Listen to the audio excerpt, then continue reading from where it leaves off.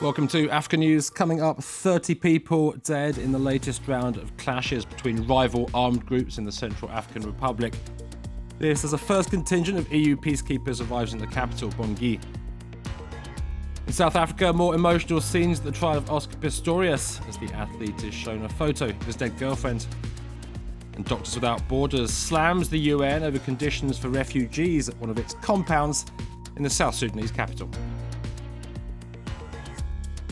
We start with the Central African Republic, where 30 people have been killed in fighting in the central town of DEKOA. That in clashes between mainly Christian anti-Balaka militia and predominantly Muslim Seleka fighters. Police saying the majority of the dead during those clashes were civilians.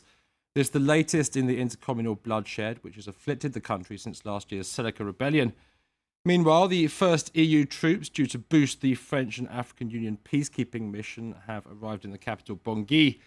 One of those AU troops currently being redeployed largely to protect Muslim populations in the wake of Chad's withdrawal from that force. France 24's Tatiana Mosso and James Andre sent this report from the city of Bosangoa, 300 kilometers north of Bangui. These are Bosangoa's last Muslims, 500 of them. They have taken refuge in what was once a school. The anti-Balakas are walking around with weapons. They kill people. They're assassinating the Muslims and looting. All the houses of Muslim families have been burned down in Bosangoa. The few Chadian soldiers who still patrol the camp are the only defense against attacks by the anti-Balaka Christian militias. Since the announcement of their withdrawal, they're packing up and have reduced their activity. These Muslims hope to flee to Chad, leaving their lives behind. We will come back. We must come back. Because this is our village.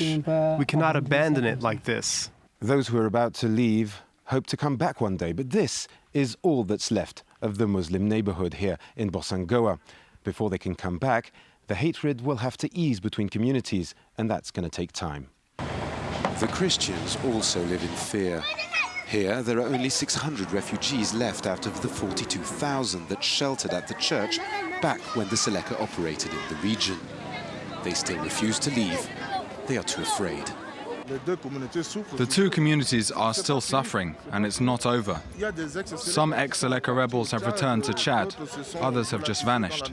They are still on Central African soil. In a few days, a convoy will leave the Muslim camp. Then, Bosangoa will be 100% Christian. Next to South Africa and more emotional scenes at athlete Oscar Pistorius' trial. The 27-year-old again breaking down this Wednesday as he was shown a photo of Riva Steenkamp, the girlfriend he shot dead. With the latest, here's France 24's Catherine Spencer. It was the moment Oscar Pistorius and his team were likely dreading, cross-examination. The prosecutor wasted no time getting to the point. You killed her, you shot and killed her. Won't you take responsibility for that? I did, my lady. Now say it then. Say yes. I shot and killed Riva Steenkamp. I did, my lady. Mr. Nell was quick to try and demolish the sympathetic portrait of Pistorius that the defence has attempted to construct during the past few days. He scored an early victory when the court allowed him to show video footage of the Olympian using a watermelon as target practice. Are you ready?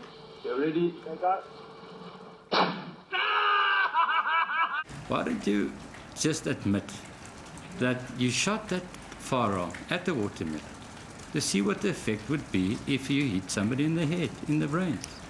The South African athlete told the court that he used to enjoy handling firearms and shooting at targets, but he insisted that he had no intention of killing his girlfriend Riva Steenkamp. The incident took place on Valentine's Day last year. Struggling to regain his composure, Pistorius described what happened when he found Riva. I checked to see if she was breathing, and she wasn't, and I put my arms underneath her shoulders and I pulled her weight onto me, and I sat there crying for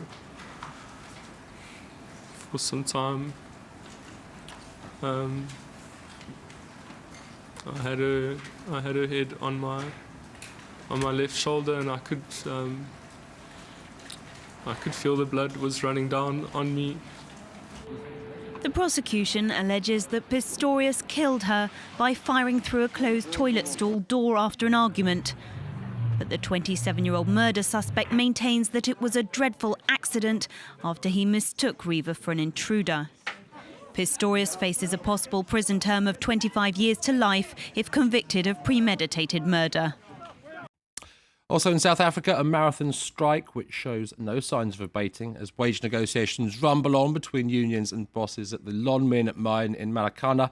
Local life is grinding to something of a halt and families are going hungry. Fighting off hunger. These are the families bearing the brunt of the South Africa's mining strikes. Workers downed tools on January 23rd, making this the largest strike since the end of the apartheid. At Marikana Mine's informal settlement, NOMFANELO JALI is struggling to feed her family without her husband's income. I spent the whole week without food in the house. But yesterday I went to collect my grant money and was able to buy groceries for my children. Miners in the Platinum Belt have been calling for a doubling of their wage to $1,200 a month since August 2012, when 34 striking workers were shot dead by police. With labor unions and the platinum companies deadlocked ever since, some 800 miners went on strike in January. Now businesses and shops in Marikana have been forced to close down. Some miners have even turned to moneylenders to make ends meet. And really, I have never been to a place like this before, but if things are like this, we have now to make means of a living now. So that's why we're resorting to other things. The crippling strike has already cost workers almost $500 million in lost wages. In platinum companies Anglo-American, Implats and Lonmin, $1 billion in lost revenue. Miners' families say they still support the strike despite the hardship they're suffering.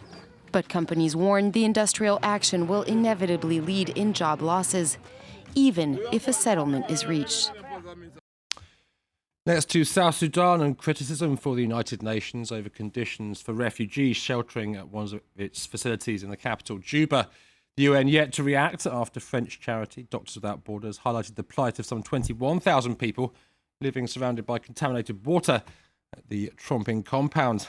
They sought refuge there after fighting broke out between government troops and rebels back in December.